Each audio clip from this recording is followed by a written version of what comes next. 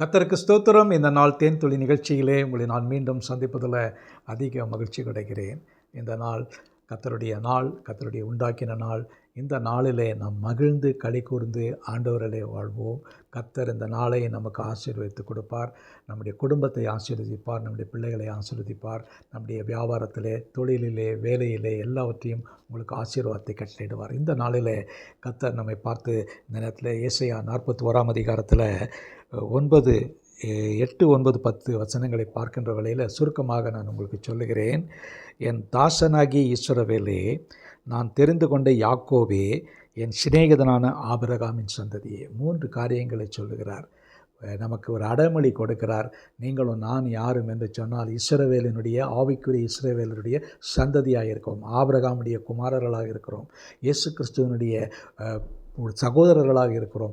இப்படிப்பட்ட நிலையில் தேவன் நம்மை பார்த்து ஒரு உறவை ஏற்படுத்துகிறார். அந்த உறவில் சொல்கிறதான காரியம், என் தாசனாகிய இஸ்ரவேலே, நான் தெரிந்து கொண்ட யாக்கோபே, நான் செலக்ட் பண்ணியிருக்கேன். தெரிந்து கொண்ட யாக்கோபே, என் சிநேகிதனான ஆபிரகாமின் சந்ததியே.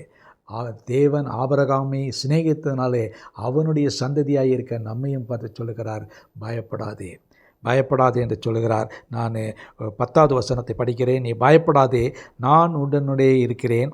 திகையாதே, நான் உன் தேவன். நான் உன்னை பலப்படுத்தி உனக்கு சகாயம் பண்ணுவேன்.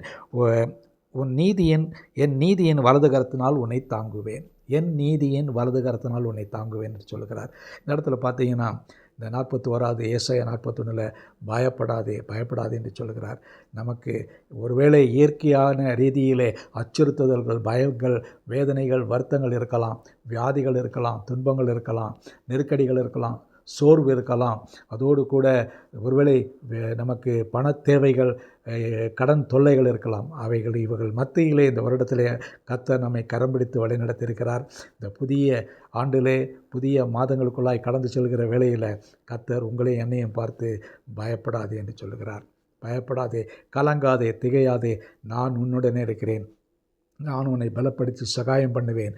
என்னுடைய நீதியின் வலது கரத்தினாலே உன்னை தாங்குவேன் என்று சொல்லுகிறார். அவருடைய வலதுகரம் நல்ல பராக்கிரமான வலதுகரம், பலம் உள்ளது. அவர் நம்மை தாங்குகிறவராக இருக்கிறார். ஆகவே நாம் கவலைப்பட அவசியமில்லை.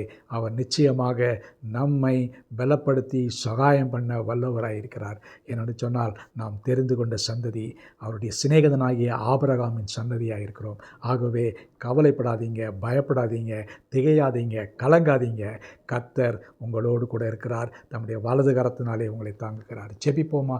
நல்ல ஆண்டவரே, இப்படிப்பட்ட நல்ல ஒரு ஆறுதலான வார்த்தைகளை எங்களுக்கு கொடுத்து இந்த நாளில் எங்களை உற்சாகப்படுத்துவதற்காக ஸ்தோத்திரம். ஆசீர்வதிங்க, காத்துக்கொள்ளுங்க, வழிநடத்துருங்க. மீட்பர் இயேசுவின் நாமத்தில் ஜெபிக்கிறேன் நல்ல பிதாவே. ஆமேன், ஆமேன். கர்த்தர் உங்களை ஆசீர்வதிப்பாராக. கர்த்தர் உங்களோடு கூட இருப்பாராக. ஆமேன்.